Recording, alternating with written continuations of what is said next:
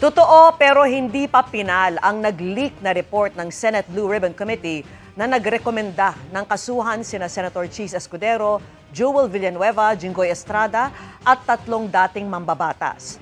Draft pa lang ito ayon kay Senador Ping Lacson, kaya binawi ng ilang senador ang lagda rito. Nakatutok si Chino Gaston. Kinumpirma ni Blue Ribbon Committee Chairperson Senator Panfilo Lacson na tunay ang nag-leak na draft committee report tungkol sa flood control scandal. Pero draft pa lang aniya ito at pag-uusapan ng mga miyembro ng komite ang mga nais nilang baguhin o idagdag sa report bago ito maipresenta sa plenaryo para maaprubahan. Sa nag-leak na draft, inirekomendang kasuhan sina Senators Joel Villanueva, Jinggoy Estrada at Chis Escudero. Pinakakasuhan din sina dating Senador Bong Revilla, dating Ako Bicol Representative Zaldico at dating Caloocan City 2nd District Representative Mitch Cahayon Uy. Bagaman pwedeng magdagdag o magbawas ang komite, iginiit ni Lacson hindi dapat matanggal ang kahit sino sa mga pinakakasuhan sa draft report. Yeah, 6 people ang nandun.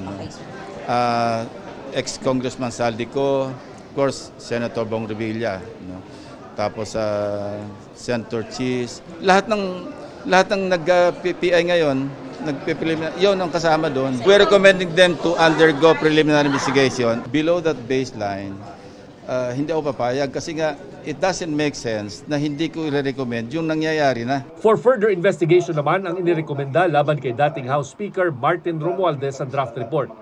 Nanguna nang itinanggi ng mga nababanggit ang mga aligasyon laban sa kanila. May 2 level na pinakakasuhan ng draft.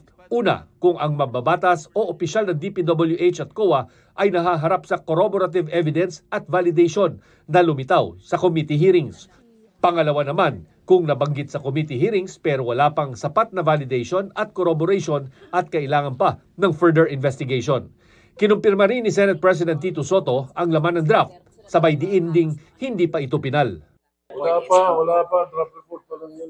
I think kung kay Joel at saka kay Jinggoy, accurate yun na nandun talaga sa listahan. Si Chis, ata sa 2nd level nakalagay. Pero ibang mga level ang pinakamaganda, hintayin nyo yung Blue Ribbon Report. Dahil ma-explica ng chairman at saka ng mga members. Kailan po ba? Level 1 at saka level...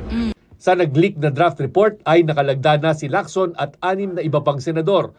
Binawi na ni Senador J.V. Ejercito, Miguel Zubiri at Win Gatchalian ang kanilang pirma dahil draft pa nga lang umano ang kanilang pinirmahan. Hindi muna ako comment doon. Let me go into the caucus first. Para sa GMA Integrated News, Chino Gaston, Nakatutok, 24 Oras.